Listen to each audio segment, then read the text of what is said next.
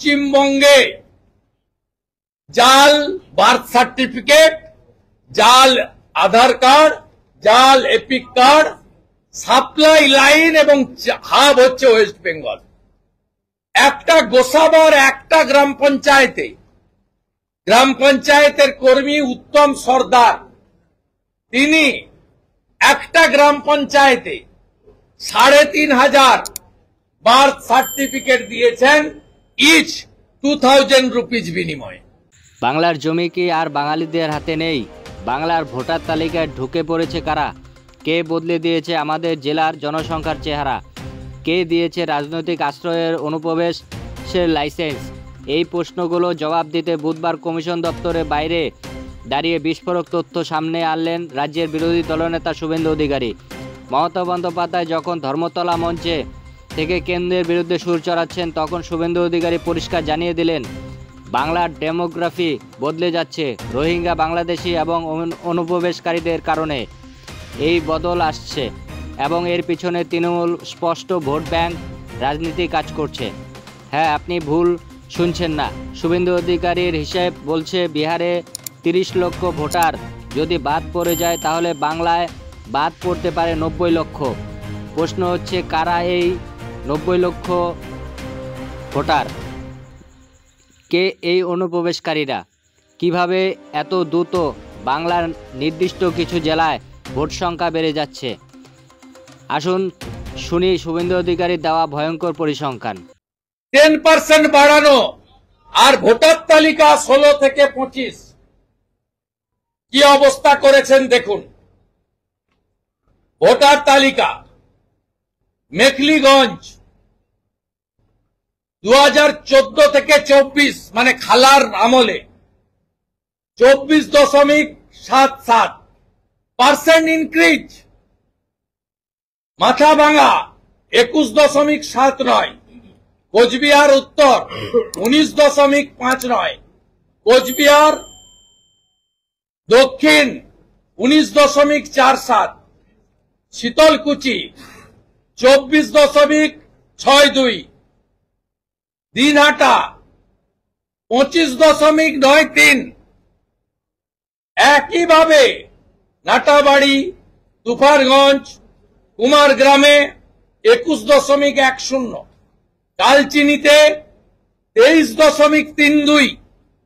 দেখুন এই ভোটার লিস্টের গ্রোথ দেখুন। জাতীয় গ্রোথ 7%, 9টি বাংলাদেশ বর্ডার ডিস্ট্রিক্টে অ্যাভারেজ গ্রোথ 20 থেকে 30%। এটা কি স্বাভাবিক হারে জনসংখ্যা বৃদ্ধি, না এটা পরিকল্পিত ভোটার তৈরি করা রাজনীতি? শুভেন্দুর স্পষ্ট বলেছেন, এই জেলাগুলো অধিকাংশই বাংলাদেশের সীমান্তবর্তী এলাকা, অনুপ্রবেশ হতে অবাধে। আর এই অনুপ্রবেশকারীদের আশ্রয় দিয়েছে মমতা বন্দ্যোপাধ্যায়ের সরকার শুধুমাত্র ভোট পাওয়ার লোভে।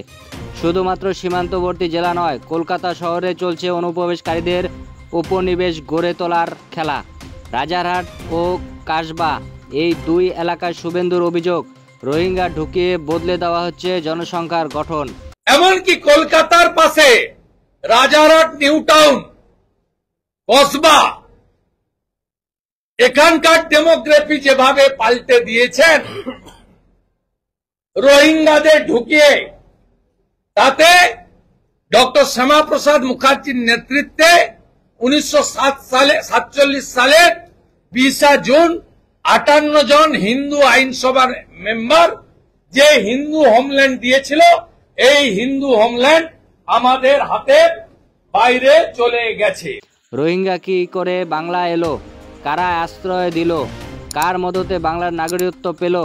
আর কে তাদের ভোটার তালিকায় ঢুকিয়ে দিল? এটাই এখন প্রশ্ন।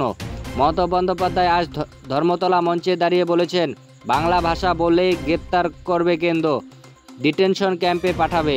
বাংলা ভাষা কি রোহিঙ্গাদের পরিচয় প্রমাণের মানদণ্ড? বাংলাদেশি অনুপ্রবেশকারী কি শুধু বাংলা বললেই ভারতীয় নাগরিক হয়ে যায়? তৃণমূল বাংলা গণতন্ত্রকে বদলে দিচ্ছে এক বিপজ্জনক দিক থেকে। তারা বাংলা শব্দটাকে ব্যবহার করে রাজনৈতিক ঢাল হিসেবে ব্যবহার করছে। বাংলা ভাষা বাঙালি সংস্কৃতি রক্ষার নামে অনুপ্রবেশকারীদের মাথায় বসাচ্ছে। আর সেই কারণেই আজ শুভেন্দুর বড় বার্তা, যারা অনুপ্রবেশকারী তারা বাদ যাবেই।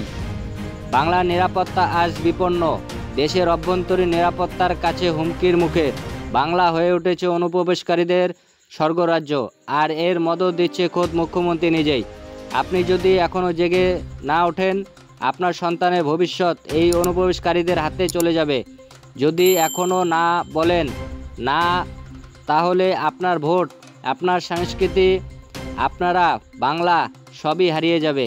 শুভেন্দু অধিকারী এই বক্তব্য কেবল রাজনৈতিক বার্তা নয়, এটা একটা জাগরণ ডাক, এটা বাংলার মাটিকে রক্ষার অঙ্গীকার।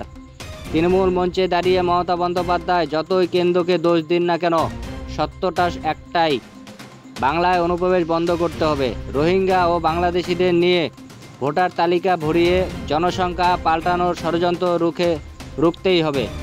এই লড়াই ভোট নয়, এই লড়াই বাংলার অস্তিত্ব রক্ষা। আপনি জাগলে বাংলা বাঁচবে, আপনি চুপ থাকলে রোহিঙ্গাদের বাংলা চিরস্থায়ী ঠিকানা হয়ে যাবে।